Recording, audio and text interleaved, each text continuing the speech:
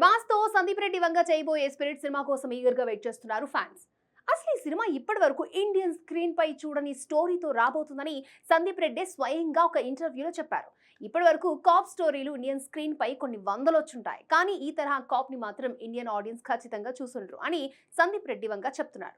Prabhas first time powerful police officer గా కనిపించబోతున్నాడు. ప్రస్తుతానికి cinema pre production పనులు శరవేగంగా జరుగుతున్నాయి. ఓవైపు హర్షవర్ధన్ రామేశ్వర్ తో మ్యూజిక్ సిట్టింగ్స్ జరుగుతూ ఉండగా, మరోవైపు నటీనటుల వేటలో ఉన్నాడు సందీప్. ఇందులో కొరియన్ అమెరికన్ యాక్టర్స్ కూడా నటించబోతున్నట్లు టాక్. అయితే లేటెస్ట్ గా ఈ సినిమాలో మలయాళ మెగాస్టార్ మమ్ముట్టి కీ రోల్ లో కనిపించనున్నట్టు తెలుస్తోంది. ఆయన పాత్ర సినిమాలో చాలా ఇంపార్టెంట్ అట. ఇందులో నిజమెంతో తెలియదు కానీ ఈ సినిమా షూటింగ్ మాత్రం కాస్త లేటుగా మొదలు కానుందని సమాచారం.